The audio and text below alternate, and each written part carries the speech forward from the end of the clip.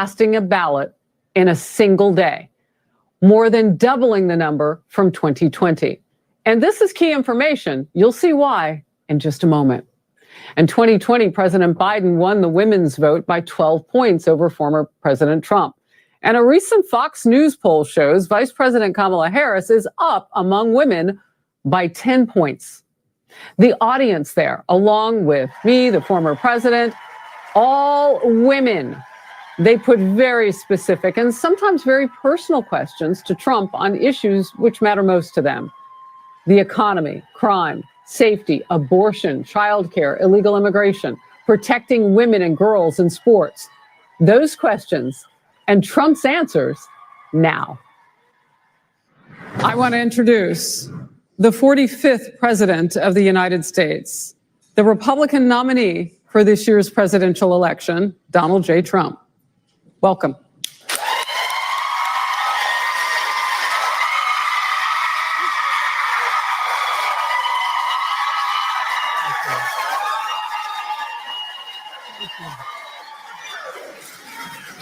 So I have to tell you, wow. I'm getting a little taste of what it's like to roll with you. So early voting, just so you know, for the state of Georgia. Everybody, let me know if the sound volume is okay. People in early vote. That will break a record in the state.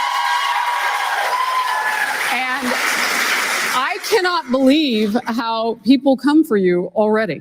I don't know if you know this, but early voting is a sign that people are coming out, as you know, right. But it's also a sign that there might be a few people who have something to say. So I want to share with you Senators Warnock and Ossoff, Mayor Bottoms and Atlanta Mayor Bottoms, and Amba Thurman's family have come out on a press call, and they're doing what's called a pre-buttal 2-hour town hall right now. Oh, that's nice. Yeah, and I want to get better ratings, I promise.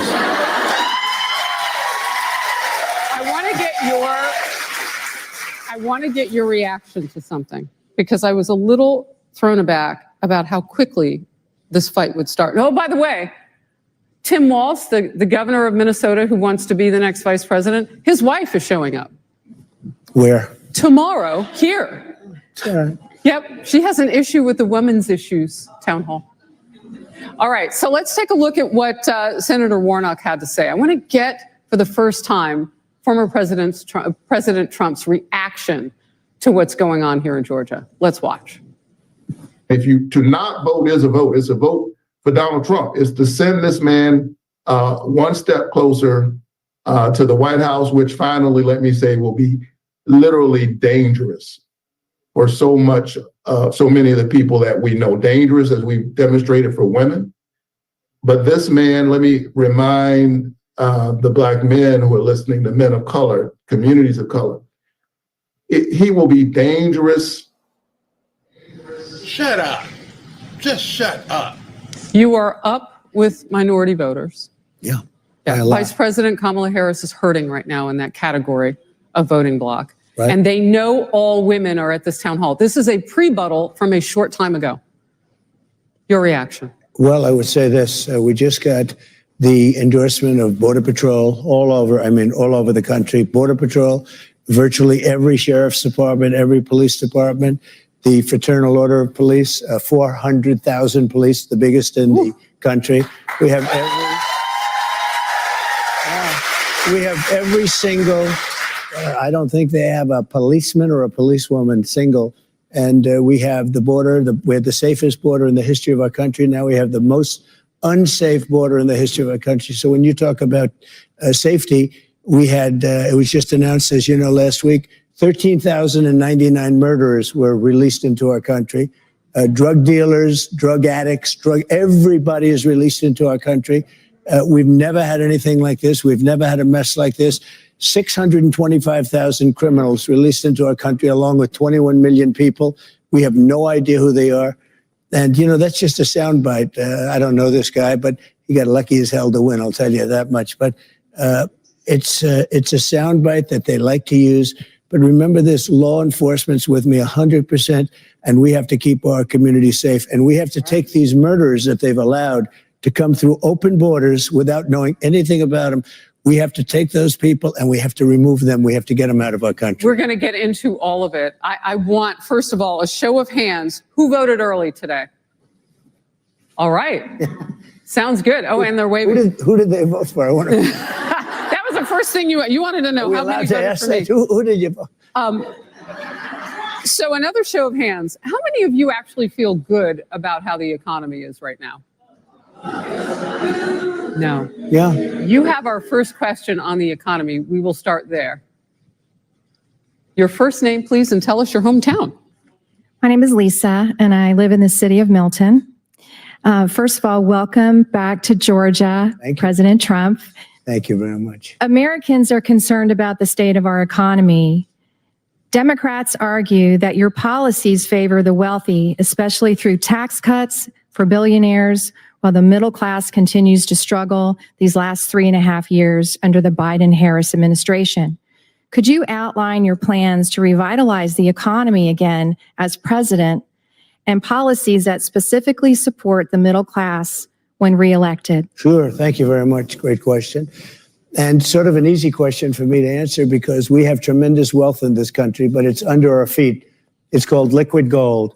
And we're going to bring down your energy costs. And with that, everything's going to follow. We're also going to make it possible for companies to come into our country again. You know, we've lost so many businesses. If you're in furniture making, like in North Carolina, they're flocking out of our country because we have politicians that don't know what to do. We're bringing them all back. We have a tax rate that's going to lure them, and we're going to protect them with tariffs so they can make money and so they don't get stolen. But we're going to have record-setting jobs. And just to know, I mean, the advantage I have is that I've done it. We had the greatest economy in the history of our country. We had never had an economy. And remember this, we also had the safest border in the history of our country. We never had a border that safe. The famous graph that I looked at, you know, my all-time favorite piece of paper. I mean, even my all-time favorite. I love that piece of paper. But that shows you that day, the day I left office, the border was the safest it ever was in the history of our country. We had the fewest number of people. We have the least amount of drugs. Everything was human trafficking, which is now 12 times higher than it was when, and it's trafficking, I hate to say this, mostly in women. It's a vicious thing because of the internet and because of this administration, maybe more so than the internet. But we had the safest border. We had the best economy. Think of it, a combination of security and finance and all of the other things. And we're going to make it even better. We're going to make the border even better. But the border can't, I mean, we did things with the border that nobody could have done, including we built 571 miles of wall. And that wall worked. Then I got Mexico to give us soldiers, a lot of soldiers, 28,000 soldiers to protect us. I said, you have to protect us because you're letting all of these criminals come into our country. You have to protect us. They said, we're not going to do it. I said, good, then I'm just going to tariff all your goods until you do it. They said, like I said, we're going to do it. And they gave us the social. So we had great protection and we had the best economy in the history of our country. Okay, let's get back to the economy. According to America's Health Ranking Organization, 70.7% of Americans aged 65 and over voted in the past presidential election. So women are the largest registered and active group of voters. Social Security is important to some women, and people over the age of 65 are a very large voting block as well. You have said that you would not tax some of that Social Security money. How would that work? We're not going to tax any of the Social Security money, the benefits that go to seniors, because what you've done, what they've done to you with inflation is a disaster. It's the economy. But in terms of really the numbers, it's the inflation. We had the worst, they say it's in 48 years, I say ever. We had the worst inflation in the history of our country.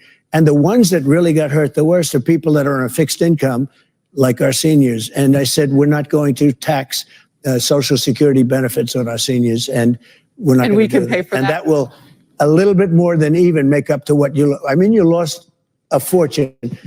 You went up, again, they say 21%. I think it's 50%. And all of that money, you're in a fixed income. People that were buying breakfast, they could no longer buy breakfast. Yeah. They have a case, a woman goes up to the counter with 3 apples. And then she says, oh, I can't afford it. She brings 1 apple back. That's not supposed to be our country. That's not our country. All right, let's move to a big campaign issue. I don't know if many people thought this would be where we are at this point, but in the election and in this country, transgender issues have become a focal point in races up and down the ballot. How many of you are worried about biological men and boys competing against women and girls in sports? Just show me. That's almost that is the entire room. And I know you have a question. I do. By the way, excuse me, it's so crazy. It's so crazy. Your question, your name and your hometown. My name is Linda, and I'm from Milton, Georgia, Good. but originally Brooklyn, New York. Oh, wow. I'd get that good. in there. My question is, how do you plan on addressing the transgender issue in women's sports? I have 9 grandchildren, 6 of them female, all playing sports, and we are very concerned for their safety, not just on the field and the courts, but in their locker rooms as well. Right. It's such an easy question, and everybody in the room, and you know that answer, we're not going to let it happen. You look, just yesterday, they had a volleyball match. Did you see that? Yeah. Where a person that transitioned, okay? We have to be very careful because this can terminate your political career if you say it's slightly off, all right? But transitioned from man to female and was on a volleyball. And I saw the slam. It was a slam. I never saw a ball hit so hard, hit the girl on the head. But other people, even in volleyball, they've been permanently, they've been really hurt badly, women playing men. But you don't have to do the volleyball. We stop it. We stop it. We absolutely stop it. You can't have it.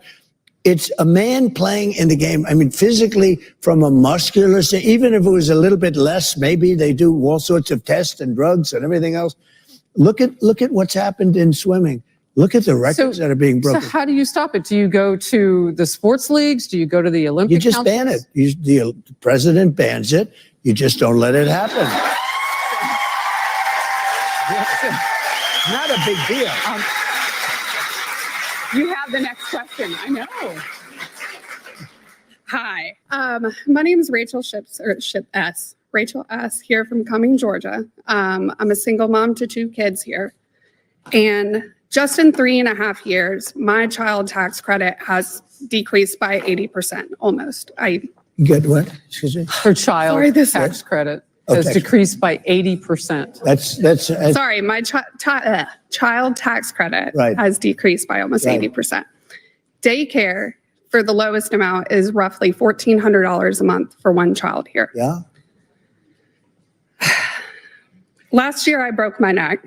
I almost lost. You have a beautiful voice, by the way. Thank you so much. Yep. I'm having a panic attack right now. Like, don't panic. I'm right here with you. But last year I had broken my neck and I tried applying for any kind of assistance and was denied because I did not make less than $700 a month. And I'm shaking like a freaking leaf. I cannot stop.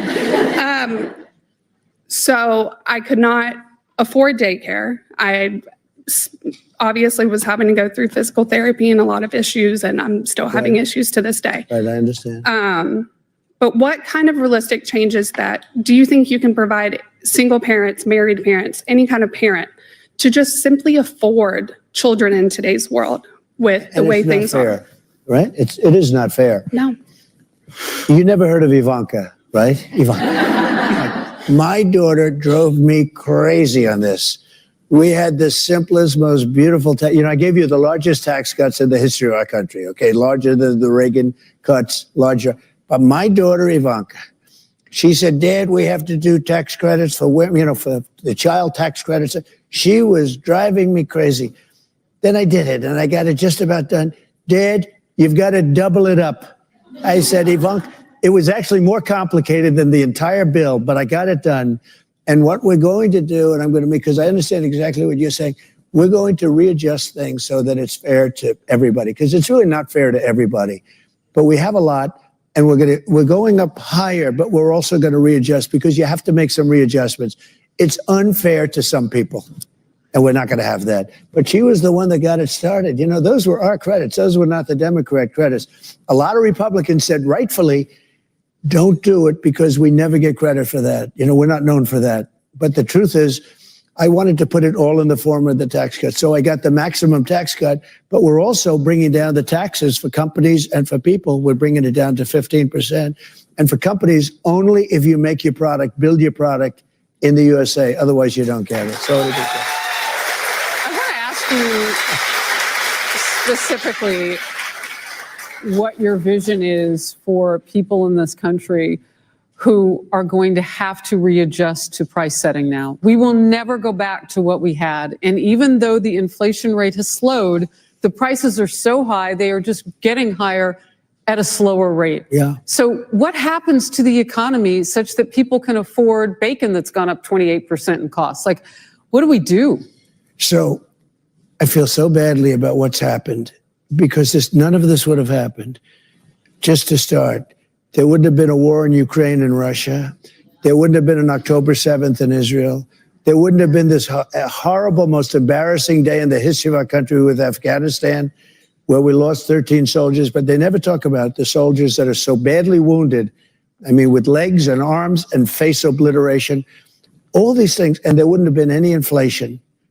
And it's so sad to see. We have to get prices down because the damage is done. You know, when they say, well, we're stopping inflation because it went down now to 4.5%. Well, 4.5% is very high. It's very high, meaning it's going up because it was at 3%. But it was at one point, I believe, 40 or 50%. Because if you look, they didn't include a lot. They didn't include, I had interest rates at 2%. They went to 10%. But at 10%, you couldn't get the money. So they weren't at 10%. They were much higher than 10%. We've got to get the pricing down. It's this big lump. So how do you? And we've got to do, well, I'll tell you, everything starts with interest rates. If you get interest down, but it all starts with energy. We have more energy than anybody. We don't use it. We go to Venezuela to get their tar. You know, they have tar and we have to refine it. We have the only refinery that can do it is in Houston, Texas. So if you're an environmental person, this stuff is pouring up. It's the worst stuff. We have the best, most beautiful, we have the best and the most. And we have to get, if we get energy down, and I'm making this pledge here, but I have made it a couple of days before, so, you know, but energy, your energy bill, which is a very big bill, will be down 50% starting on 1 year from January 20th. We take office, if we win this election, and I just, you know, it's beyond like, I didn't need to do this. I really didn't. I saw what was happening and I said, I have to do it again. We had a great election in 2020. We had an election that was much better than 2016. Let me ask you this. And I said, we have to do it again. We're going to get the prices down. We can't just leave them up there because it's going to take too long for people to catch up. That's why I did the social. I mean, you have to like reset. I don't know how you reset to prices that are. You can get the prices down. So let me ask you. By the way, energy brings everything down. How does it trickle down? Does it work that the energy is also cheaper for the companies, and so that the distribution? How does the pricing actually happen? Because the interest rates have come down, and inflation rate has come down. But it's like we are going uphill constantly with these prices. But interest doesn't come down very much and you can't get the money. Look, it really happens if you make donuts. You have the stoves, you have the dish. Everything is evolved around energy. That's what caused inflation, energy, more than anything else, including their stupid spending on the Green New Deal. They spent money, so much money, and that caused it also. But the biggest thing was they went away from my energy policy. And by the way, after they screwed it up, they came back because they drill a similar amount. So they say, well, we're doing almost as much as he did. The fact is that 4 years later, I would have been 4 to 5 times more. We would have dominated Russia and Saudi Arabia. When I took over, we were number 3 and number 4 in energy in terms of production. When I left, we were number 1 by far. We would have been double Saudi Arabia and Russia combined. There was nobody going to be close. We would have supplied Europe. We were going to make a fortune, including paying. Yeah, if your energy bills come down to half, which they will, because we have it, some countries could never make that pledge. Is that real quickly? It's going to bring everything down with it. We're going to take a quick break here. I just want to make the transition to this. You've talked about electric vehicles. What you're setting up is a point where we can do fossil fuel and survive for a little while before we have to make that next gap. I mean, that next jump. Well, like, what is this a transition point? The problem with electric vehicles, and Elon Musk is a very good friend of mine. He endorsed me and you saw him the other night in Butler, Pennsylvania. Was he having a good time? We're going to take a quick break. We'll come right back. I want to thank you to our audience. You guys are terrific with your questions. There's so much more to come. Really, really good. So let's take a break. Oh, I see you waving your question at me. Oh, good. Well, the microphone is there. We'll be right back. All right, so they're going to take a quick break, and that allows me to jump in and talk to you guys. That's how it works here, almost like a regular show. So I just want to cover something because she's trying to hurry Trump, and he's not. You can tell he's frantic trying to get all this information out. Doesn't need a teleprompter, doesn't need any notes. He's just talking, and in just talking, he's trying to basically condense the information that he's trying to give these women in the audience. Not that they're stupid, but it's a lot. And so when people say, how do you get prices to come down? What he's saying is that the basis of our economy, everything that we do, from the time we wake up to the time we go to bed, is based upon energy. When we don't have cheaper energy prices, everything rises in price. Because everything that you do, from the phone that you have here to the food that you eat for breakfast to the lights that you have on, everything is dependent upon energy. At the grocery store, every single product in that grocery store came on a truck. That truck requires diesel. The more it costs to move that product, the more the store and everybody else has to charge for that product. But even take it a step further, go backwards. You're going to go into a store and buy some food. That food, forget the distribution, the production of it requires energy.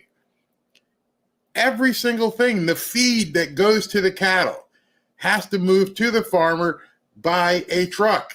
That feed has to be produced in a factory that runs on, yes, energy.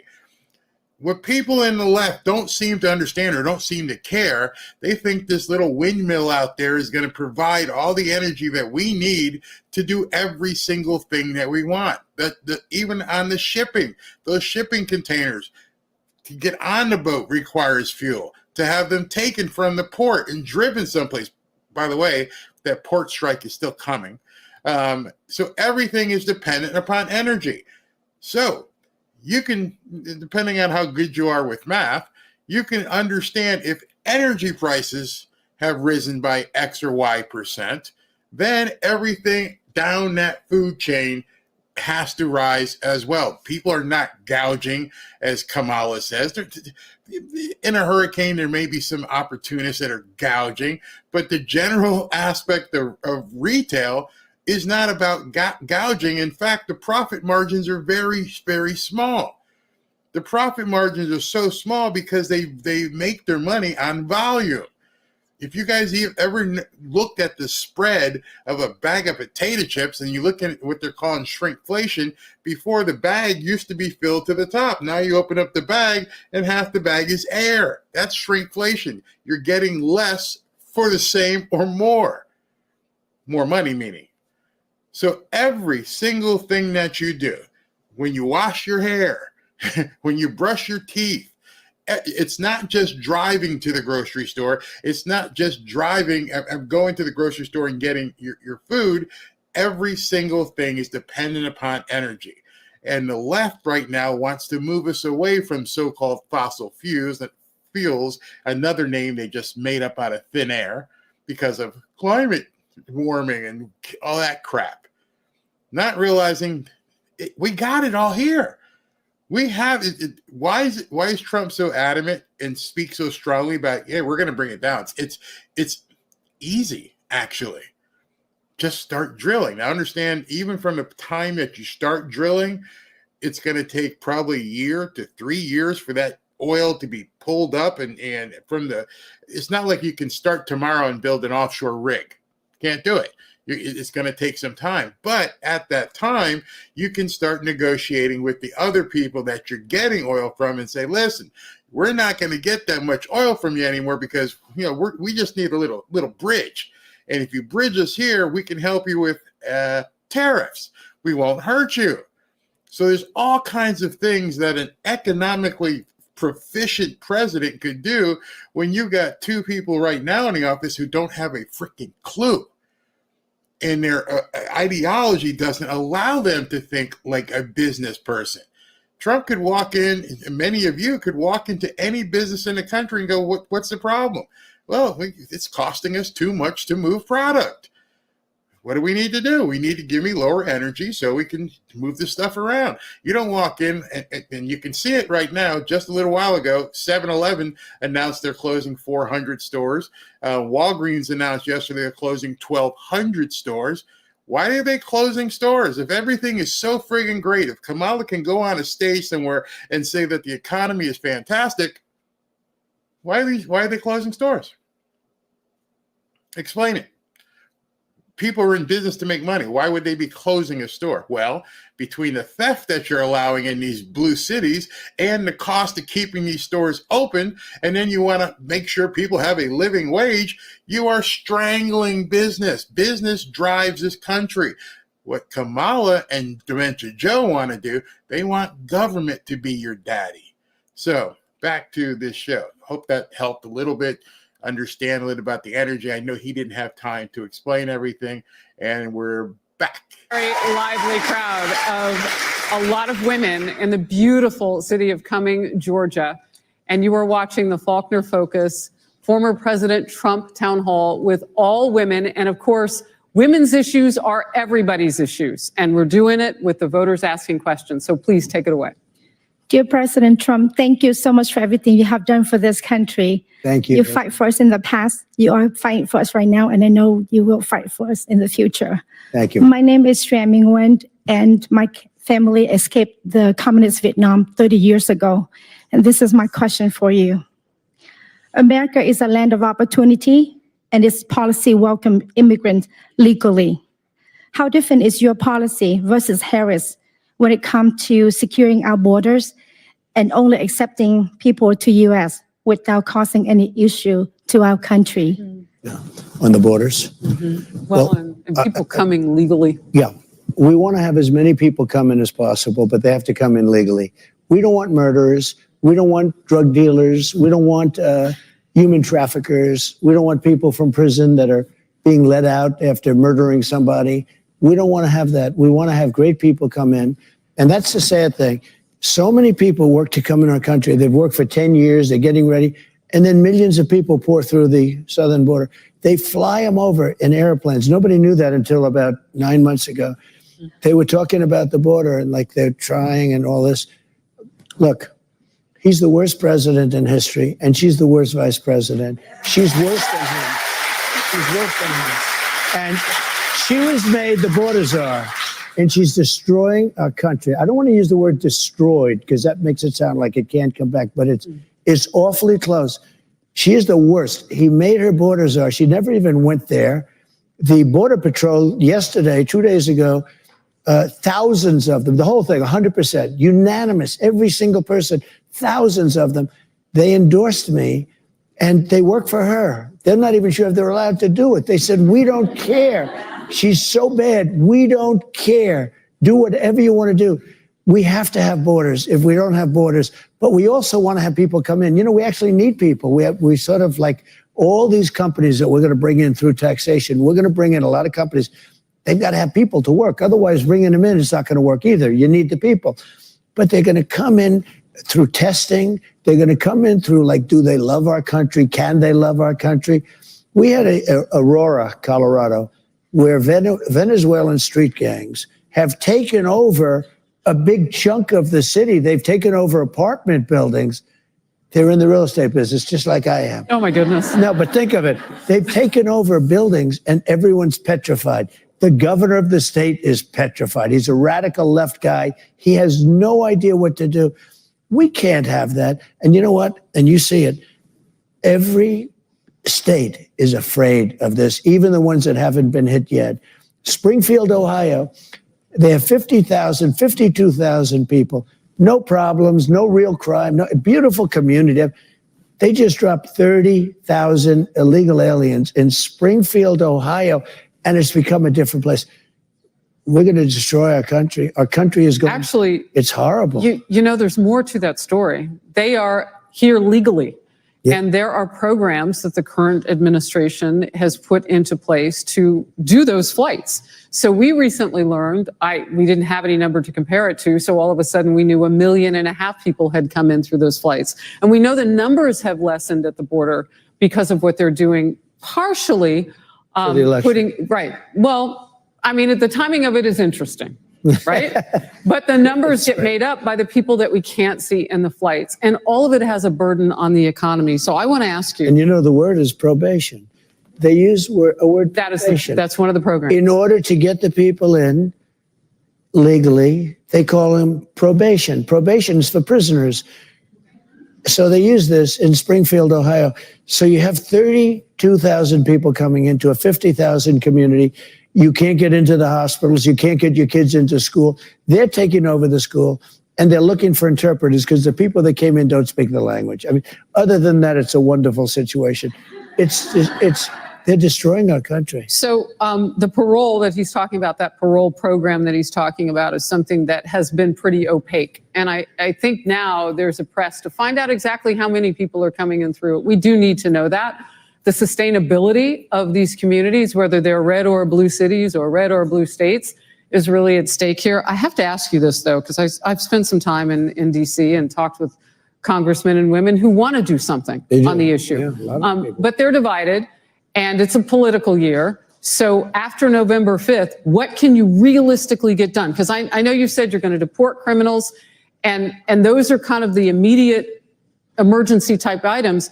But longevity in terms of legal immigration in this country, what can you get done? Look, we have a country. It grows nicely over a period of many years. All of a sudden, they're force feeding millions of people. 21 million people came in over the last 3 years with them. And they're, look, we all have a big heart. We want to take care. We're not going to have a country left. There's no country that can sustain this. We're a laughing stock all over the world. They're laughing at our president and our vice president. They've never seen anything like this. You know, we have another thing. If you touch a foot, if you put 1 foot into our country, congratulations, you have a lawsuit. You don't take the person and move the person into, out. You've got to go through years of litigation. We have lawyers that wait for people to come in. So years, you got to see the court system. We have thousands of judges at the border. No other country has judges at the border. If somebody walks in, they walk them out. Our country is in trouble. We had the best border policy. You know Tom Homan. You see Tom Homan on your show, but you see, Mr. He President, said we did the greatest job in the history of the border. And all they had to do is leave it and leave those people there. But they didn't. But they didn't. All right. I want to give Nancy an opportunity because I think you really want to hear this. Nancy, please. Hi. Hi. I'm Nancy. I'm from Milton, Georgia, originally from Ohio. Good. But go dogs. Yeah. And thank you for coming. Furthering the discussion on immigrant crime along with liberal-run cities where crime is out of control. My son is a Georgia Bulldog. He was on campus the day Laken Riley was murdered. Terrifying for all those kids, right? I wanted to know, like, how quickly in a sanctuary city, like they're calling Athens, Georgia, how quickly can you remove those threats to our society so that our children can go out on a run, as they rightfully should be able to do, in a park in the daytime by themselves? It should not be like that. And also, I was wondering, I watch television all the time. I see your ads. I don't see a lot of vocalness about these sort of crimes, these hideous crimes in your promotion. So I'm wondering why that is. Well, we are into it. First of all, we are going to end all sanctuary cities immediately. We're going to end them because they're really... Is that an executive order you do that with? Really, I can do it with an executive order. I'll have to do it with an executive order. You can do it with the Aliens Act of 1798. We can do things in terms of moving people out. We can move them out of the sanctuary cities. You have some liberal, crazy people that they fight.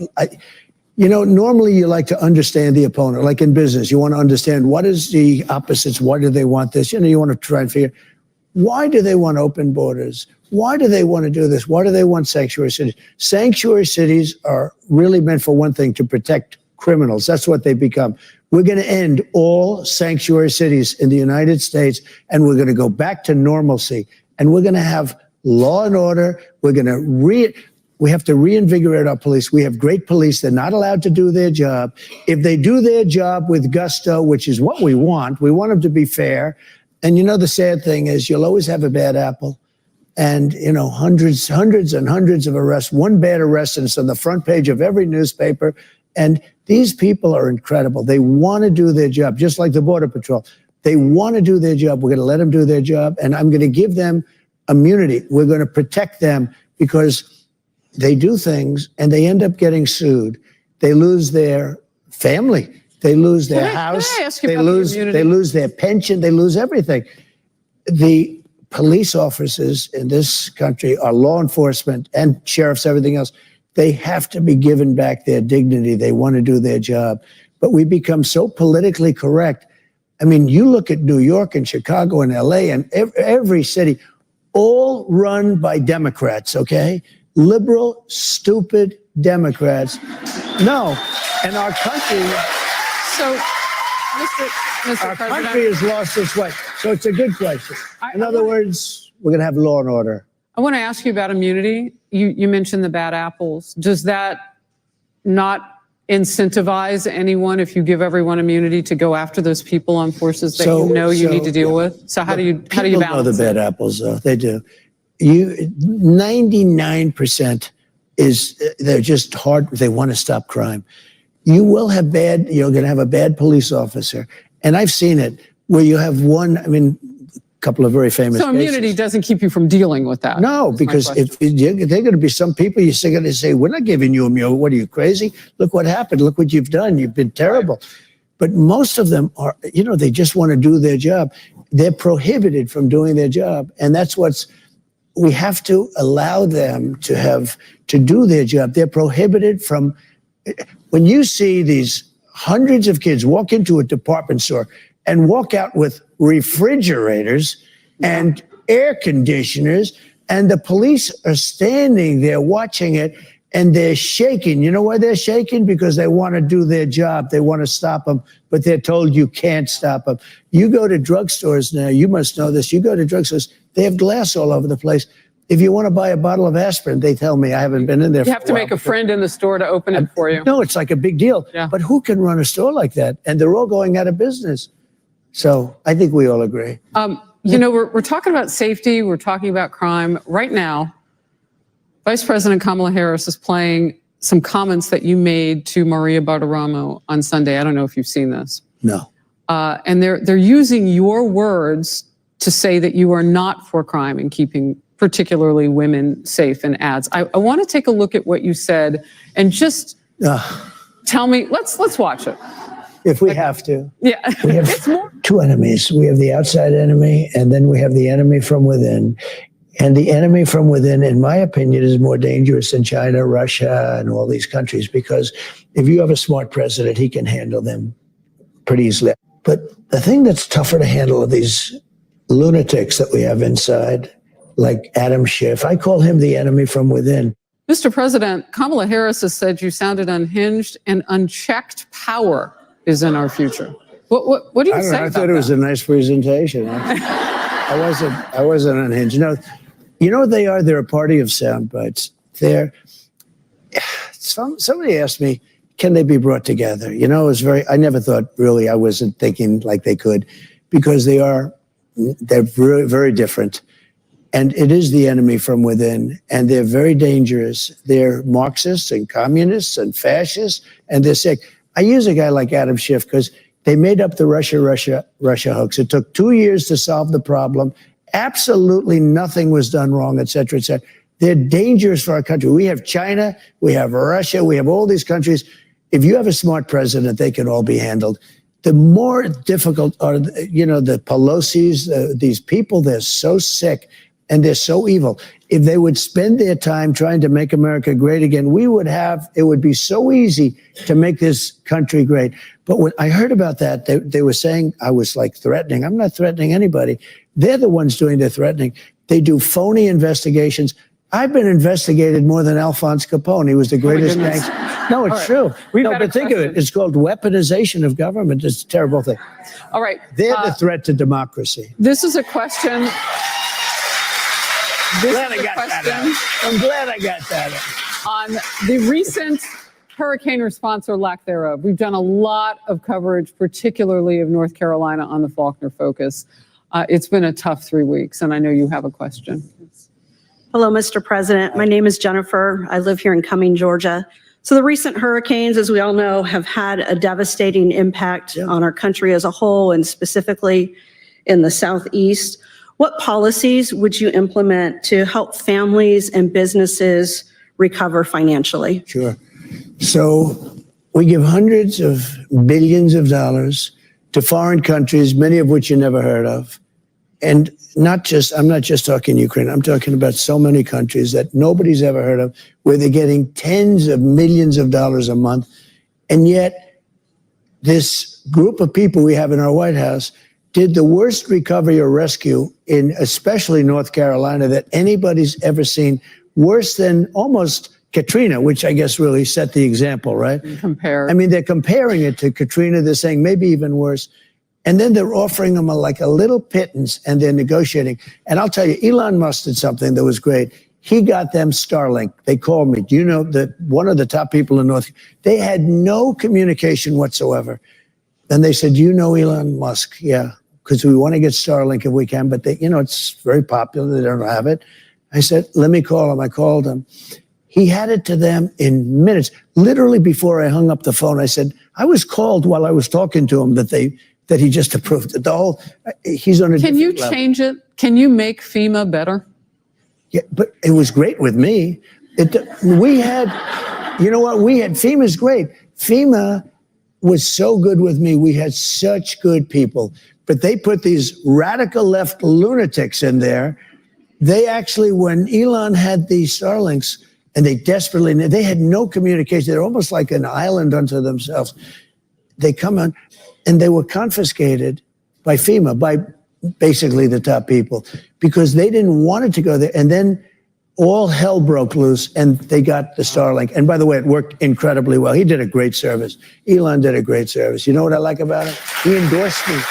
He gave me the biggest, you know what he said, Harris? So, I mean, look, he's a respected guy. When you can see a guy take that rocket yesterday Oh my goodness. and have that sucker come back out of space, all burned up, and he's putting it right back where it's, I said, why do you do that? Because I don't want to build another one. All right. He's the only We one. got to go. We'll be right back with more after this break. And rockets. Sometimes I hate broadcast television because they have to break up the continuity of a discussion. I understand they got to pay their bills just like all the rest of us have to pay our bills. I found it interesting that she kind of cut that right when he started talking about Elon, because I know that Fox, just like all the other networks, are completely fearful of Elon Musk. They know what he's building there. The guy's a rocket scientist. He was able to get a rocket to go up in the air and park coming back. If you haven't seen that video Trump was talking about, this thing went up in the air, did all its stuff up there, and came back, and it actually parked. It's phenomenal as you're looking at it, like, is that thing just really just slowing down and going to park? And it did. But that's just his other business. You got this business over here with the Starlink, which everybody knows that Kamala and Dementia Joe basically pilfered hundreds of millions, if not billions of dollars, and said they were going to basically give everybody broadband internet. And okay, here comes Elon with these little boxes and said, here, put this outside and everybody can connect. And he's doing it for this much of a price. So what's the problem there? So everybody, the news, they understand at this point, we no longer have to basically be prisoners of what you're going to just put out there. Remember back in the day with Walter Cronkite, if you guys are old enough to remember, when he would say, and he would close this show with, and that's the way it is. And that's it. He didn't question it. That's all he had to say. Walter Cronkite came on for a half hour at the end of the day and said, that's the way it is. And in that 30-minute show, of news, they would have probably 10 minutes of commercials, so 20 minutes, and you had to know everything that was going on in the world. And now there's this guy who decided he was going to plunk down $44 billion and completely eviscerate the news media as we know it today. If you have not been on X, I'm going to make sure I start calling it X, you need to get there. And don't abandon me, because we're simulcasting right now on X. So go ahead and follow me and then join our private group, which is blowed up. We have over 4,000 people who are in our private network who have just gotten there in like the last day and a half, 2 days. 4,000 in 2 days. Why is it so appealing? Well, because as you're seeing here, you guys are posting comments, which I love and appreciate and encourage you to be a part of the community here. But the difference is over on X is you, and I've been saying it, you are now the media. When you go into our community or just X in general, everybody is posting stories and sharing stories and posting videos and doing all kinds of things. One time I showed a video here, and I took a video of my dog sleeping there just to show you how easy it was. I just went, here's my puppy, here's what he's doing, and I just hit a button and posted it. And you can do that in the community. When you go into our X community, you're going to see a video of me sitting in a car, literally holding my camera like that, waiting for my wife and the grandkids. Go, hey, come on in, join us. Join us here in this community. Just talk for like 2 minutes, boom, posted. That one video that I posted sitting in my car for about 60 seconds has over 1 million views. Amazing. Get in there. I can't type a link of where I am, but I'm sure, if Beth or Ashley or anybody who's in here can put the link where you guys can join us. We'd love to have you. So in any words, that's what, back to Elon Musk, the networks don't like talking about him. Trump loves talking about him. And Harris goes, we need to go to a break right now. Get him off that. What? Get him off that. Don't let him talk about Elon. In addition, Elon is putting his money where his mouth is. He dropped, I think it was, don't quote me on the number, but I think it's something like $50 million more he put towards the Trump campaign in his PAC. And he's out campaigning for Trump today because he knows if Trump doesn't get elected, free speech, as we have known it, because it's already changed. Somebody had asked me in a comment here, Barry, why can't you say certain words? Where is that? Somebody asked me this. Barry, answer this, please. Why are the words that and that not allowed? Well, that's because they've altered our vocabulary here on this platform. They don't like you even saying those words. They're bad words. So I have to say things like baby removal for the A word. And then I have to say things like bad stuff that happened to women by guys instead of the R word. I feel like I'm in a kindergarten. Where on X, I can say whatever I want. You can say whatever you want. You can literally say whatever you want within reason. Don't call people names. Don't be fake. Truly misinforming people. But that being said, free speech lives there. And that's why it's growing in leaps and bounds. And that's why the networks hate him. So we're just about back here. Here we go. We have so many voters here, all women.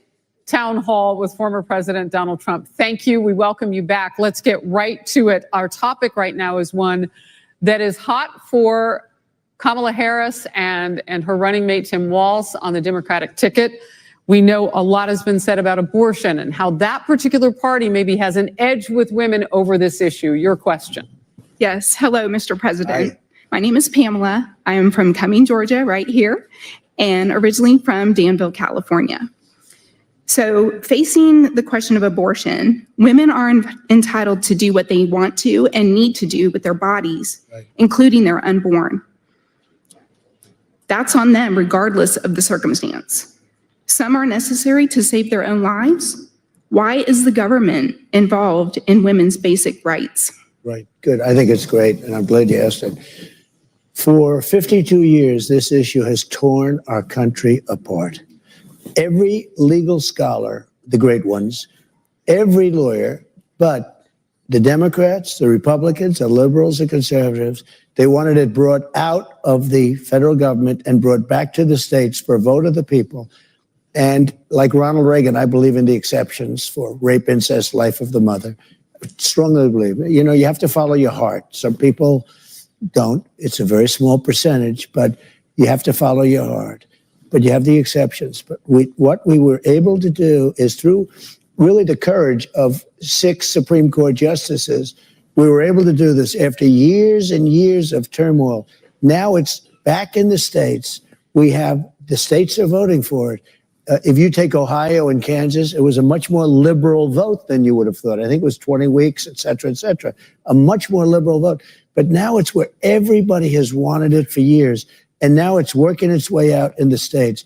Nobody wanted it to be in the federal government. 5 or 6 or 7 years ago, they started talking about weeks and this and that. But what they wanted is they wanted it back in the states for a vote of the people. And that's why we have it. And the states are now voting for it. And honestly, some of them are going much more liberal, like in Ohio. I would have thought it might. Some of them be are not different, and some of them are not. But it's going to be redone. It's going to be redone. You end up with a vote of the people, and some of them I agree they're too tough, and those are going to be redone because already there's a movement in those states. I know exactly what you're talking about to redo it. It's back in the states where they can have the vote of the people.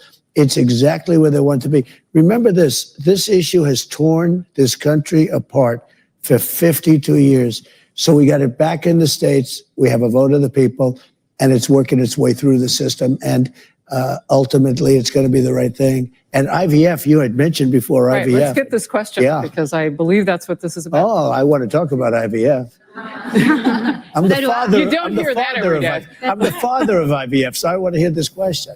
Yeah. Hi, President Trump. Hi. Welcome back to Georgia. We are so happy that you're here. We're all very blessed to be here with you, and thank you for taking Thank our you very questions. So I'm the mother of 3 small children, and I have many friends that have struggled with fertility issues over the years while trying to grow their families. And while they're pro-life, they're very concerned that the abortion bans will affect their ability to access IVF and other fertility treatments. So although abortion does lie with the states, what is your stance on that, and what would you say to those women? So I got a call from Katie Britt, a young, just a fantastically attractive person from Alabama. She's a senator.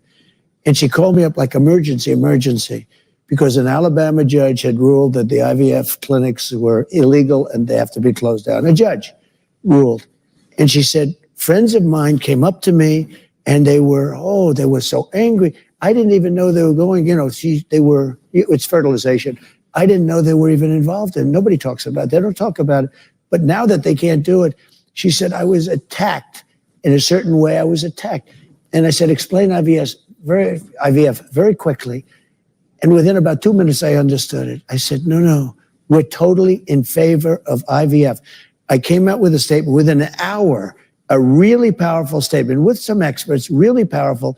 And we went totally in favor. The Republican Party, the whole party, Alabama legislature, a day later overturned, meaning approved it, overturned, the judge essentially approved it.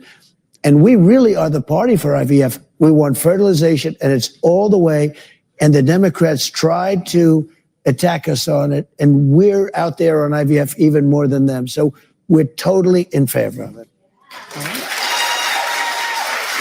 All right, let's talk a little bit with the last few minutes we have about foreign policy. Now, again, these are all issues in talking with women's voters, getting ready for this all-women town hall, that we have been told by all of you, and of course we can look at the polling too, they care about all of it. It all comes down to national security, personal security, and freedom. So your question.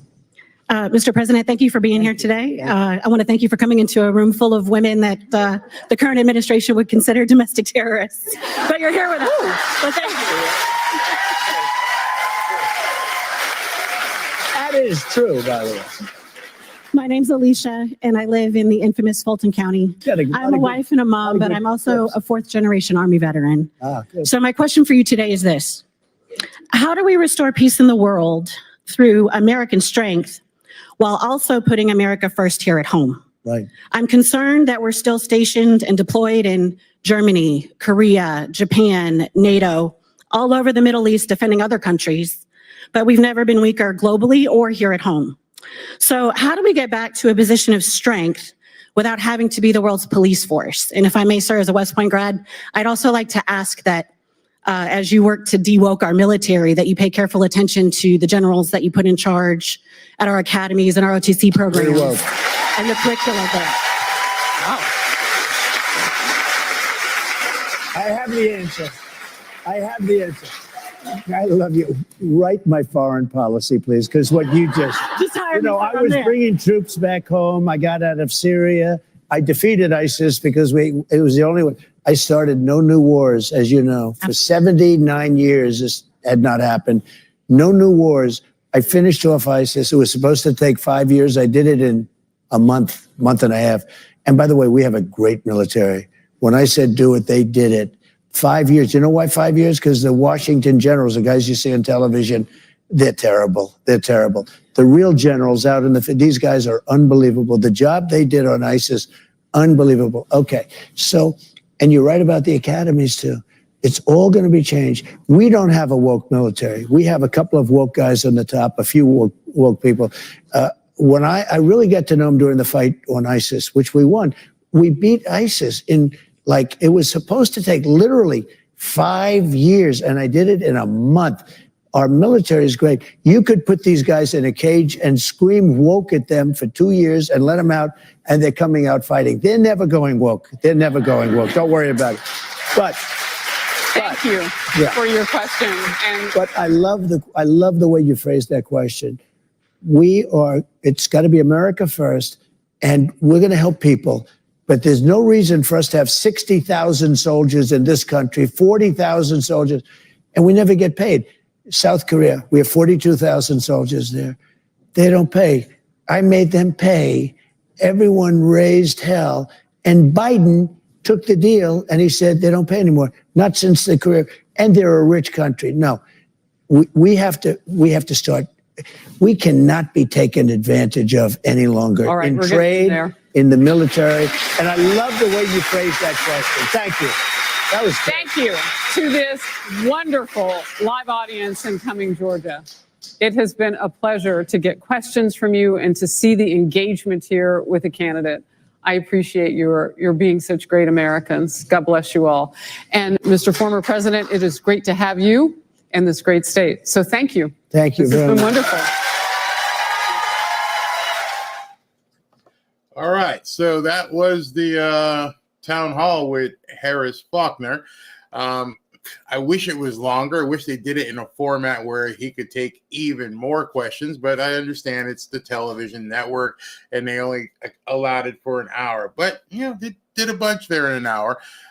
The contrast, it's not going to be a town hall format, but tonight at 6 p.m., I'll go live at 5:30. I will cover the interview with Kamala Harris and Bret Baier. So let's see how that goes. It's going to be very interesting to see what kind of interviewer Bret Baier is going to be. Is he going to actually ask her questions, or is he going to let her spew word salad and dodge?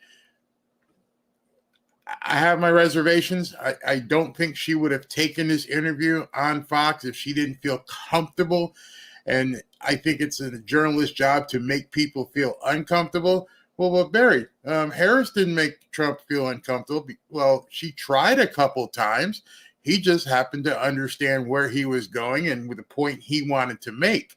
I don't have a problem if Kamala Harris is asked a question and the answer that she gives is an actual answer that may not be what Bret Baier likes, may not be like what we like, but you actually answer the question. If he says to her tonight, hey, listen, grocery prices are too much, gas prices are too much, what do you got in store? And whatever question he asks, if he doesn't follow up with, Well, then why haven't you done it already? See, that's where the problem is. And I think a lot of people in the news are not asking these questions correctly. Kamala Harris should have no platform. Kamala Harris should be working with Dementia Joe if she really wanted to be president to do the things that she says she wants to do in January. The race would be over. If she actually did that and said, listen, here's what we're going to do. I'm going to start, but then again, this would have been like 2 months ago. I'm going to start and we're going to get the border put together and we're going to close it right now. Oh, wow. She closed the border. She's going to do it in January. They're going to work on, close it now. We'll work on some bill that she keeps talking about in January. Joe, I want this closed. Okay, closed it. All right, makes sense. Hey, Joe, I think we need to basically start drilling to get the energy prices down. Oh, okay, she's doing it. Hey, Joe, I think what we need to do is make sure we get some vetting done on these newcomers here. Oh, okay, she's doing it. But because she's not doing it and she's done nothing, every single interview she's ever had since she's decided to be installed as a presidential candidate always lacks going after her with that one question. That's how I know this entire thing is rigged with the media, because she can't answer that question. Why don't you do it right flipping now? I don't care if there's trolls in here. You trolls you can't answer it either. I don't care if you want to call Orange Man or you call him, whatever he did with women or he grabbed them. But that's fine. Go ahead. Say it. Means nothing to me. What means something to me is our country was secure. We didn't have to pay a whole lot for gas. We didn't have to pay an exorbitant amount for groceries. Interest rates were fine, which I don't really care because I can buy a house either way. And the reason being we can do that is because some people shouldn't be buying houses, it allows people like me to actually come in and buy houses cheap. So when I hear Kamala Harris go out there and say, hey, we're going to give everybody money for a house, and they're all going to, we did that in 2007 and 2008. If you guys weren't around back then, go look it up. If you could fog a mirror in 2006, 7, and 8, if you could fog a mirror, you could get a mortgage. No down payment, no income, no requirements. You can get a mortgage.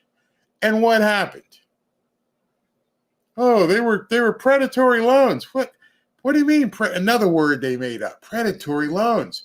You gave loans to people who couldn't afford them. Isn't that what a loan is for? I mean, if you can't afford to buy a house, you're trying to get a loan and a mortgage. And you're telling the people who you're giving a loan or getting a loan from that, hey, I can afford this. Yeah, I can afford $1,200 a month. Okay, but understand, you just got an adjustable rate mortgage. And what's going to happen, this thing is going to reset in 36 months, and you're going to be paying $1,800 a month. You good with that? Yeah. You sure? Yeah, sign the paper. Oh, crap, it adjusted. I can't afford it. I got to get out of it. And now it's a foreclosure. So what does Miss Non-Economic Kamala Harris from the middle class know about giving out loans for properties? That's one of her big staples. Oh, everyone should be able to buy a house. No, everyone shouldn't. Everyone shouldn't own Twitter. Everyone shouldn't dunk a basketball. Everyone can't hit a fastball coming at you at 99 miles an hour. That's where the left is completely wrong. People do have their place in society. You have the opportunity. There's no one that stopped me from seeing if I could basically throw 3-pointers down. That opportunity was there, but my big ass wouldn't allow me to do it. So I could not throw 3-pointers down. I could hit a baseball, but then I had to run, and that didn't work out too well. Oh, I can put this helmet on and I can bash people and crush. Yeah, that worked. Yeah, I can do that. I had the opportunity to play football. Hey, now you go in business. You went to college. You had the opportunity. Yeah, because you played football. Now you go into business. Okay, now you're there. Am I Mark Cuban? No. But I had the opportunity if I had made different choices. Remember, Mark Cuban wasn't always rich. Mark Cuban started a company called Broadcast.com back during the .com boom, and he sold it for $1 gazillion to Yahoo. That's where he got his money. He tinkered, sort of like Elon, came up with an idea and it blew up. And that happened to many people, i.e. Mark Zuckerberg, i.e. the guy from, what's his name, Reid Hoffman from LinkedIn. People had the opportunity. You don't deserve to be rich. You don't deserve to have a house. It's not a right. You have to earn that. And that is the problem with the Democrats. They don't like to tell people that you just don't get to do it. Every Monday and Thursday, the trash truck comes through our neighborhood. My dog hates the trash truck, doesn't like the noise. But the guy's driving the truck, and the other guy that hangs on the back and grabs our canister or receptacle, that's his job. Doesn't make him a bad guy. Never going to look down on him. Would never look down. I say hi every morning to them. We give them their Christmas bonus. We do everything for you. Hey, how you doing? How's family? Great, man. Okay, thank you. Maybe one day he'll drive the truck. He has the opportunity to succeed. But you have to earn it. You have to be able to earn your way forward. You just can't have it given to you by government daddy. And that's the difference between what Trump and conservatives think and what Democrats think. They think you should have what I have. Well, I can't have what he has. It's not that's not how any of this works. There are going to be street sweepers. There are going to be servers. There are going to be gas station attendants. That's just how it is. But that doesn't mean that's how it has to be forever. You can be a gas station attendant and then one day decide to start fixing cars. And then you fix cars so well, you have the opportunity to go work in a garage. And then you do so well in a garage, you're like, you know what? I got enough clients. I'm going to open up my own shop. That's opportunity, not giving you money. Hey, listen, we need reparations. No, I don't need you to give me any reparations. Get the hell out of my life. So when people talk about the A word, and that woman was talking about it, and she said something that really struck me, and I'm sure it struck a lot of you when she said that she referred to it as a right to her body. And there's people on both sides of the fence, and people on both sides of the fence will say, well, you also had a right not to do what you did, but everybody's going to do it. We're carnal. We all do it. You shouldn't have to pay a price, but you should also know it's also your choice. See, they never talk about my body, my choice. Well, it was also your choice 9 months ago. You chose to do the do. And then you want to bail out of it. That being said, just like Trump, I fully believe in I can't say it here, the certain exceptions. I believe in those. I don't think someone should be forced to carry to term something that I hate this. I hate talking about this on YouTube. I can't even say the words, but you know what I mean. The 3 exceptions. That being said, what Trump did with baby removal was not ban it. He didn't ban anything. He just allowed that decision to be made the way the Constitution was written. And the Democrats have been lying about it ever since it happened. There's no ban on it. The people in your state will now decide how it goes.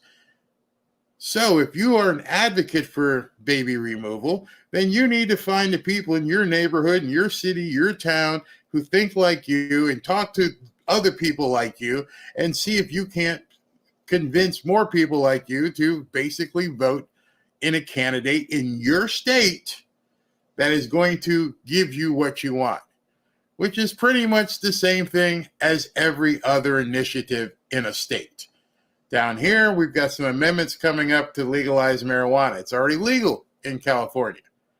So are there enough people in the state you choose to live in that want to have pot legalized? Well, no, we're going to vote on it. We don't have any income tax in the state of Florida. Notice you don't have any initiatives or people getting together going, yeah, I think we should install an income tax in Florida. Oh yeah, there ain't nobody doing that. Not even on the left. Why is that? Since Kamala is talking about doing unrealized capital gains and want to raise money on corporations and everything else, why is it that the people here in Florida in this left, I mean, we're basically a conservative state, but there's a lot of liberals. Why is nobody complaining about that? They want you to pay taxes at a federal level because, we need it for all these programs. But down here in Florida, we got nope, ain't going to happen. And nobody wants to. I am happy I live in Florida. Why? Because we have certain laws that make it advantageous for us who live here. If you want baby removal, you're going to have to advocate in your state. There is no national ban. If you don't like the laws of your state, step. That's pretty much it. If I wanted to pay more taxes and Florida wasn't, charging me, I could always move to New York. And I could pay city, state, municipal, federal, you name it. I don't know why anybody lives in New York after paying all that. But that's why we live in Florida. That's where you may live where you live. I wasn't born here. I came from Connecticut, where I'm like, how much I want? I don't think so.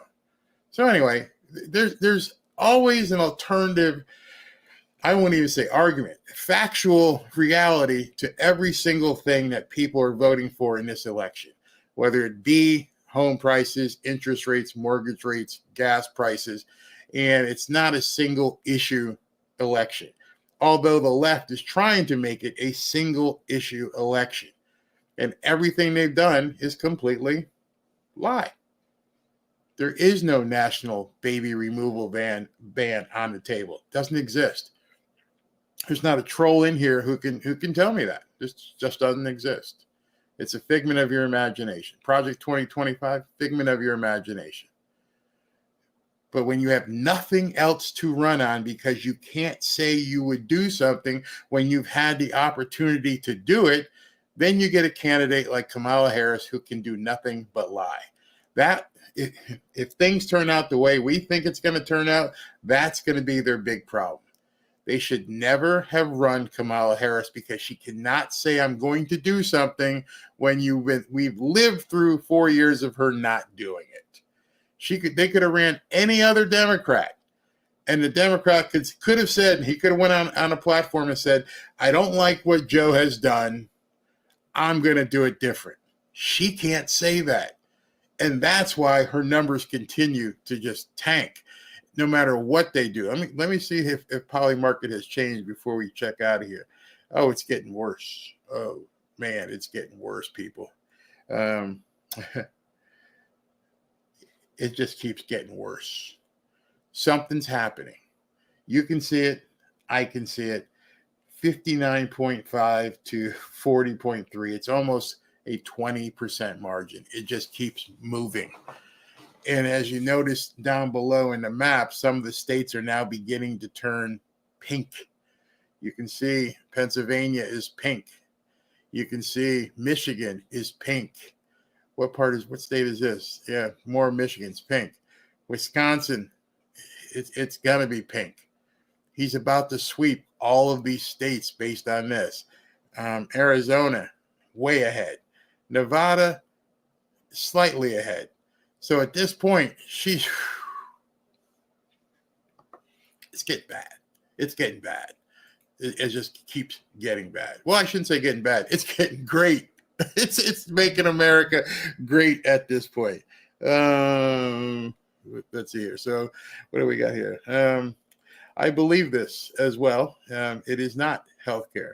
There's nothing a woman can do about it. I had a friend who left him at a dumpster when oh my God. It's so tough. So tough there. Here's some of these stories. Make it too big to steal. Yeah, that's what's happening. So I got to jump here because I got to put my wife on a plane. Believe it or not, she's got a relative that's actually not a relative, a stepmom who's sick. And she's flying to, of all places, Asheville. She's going into basically that area with what's going on up there. I'm just going to say this. Thank you very much for tuning in on a 10:30 in the morning broadcast. I didn't even know that was possible.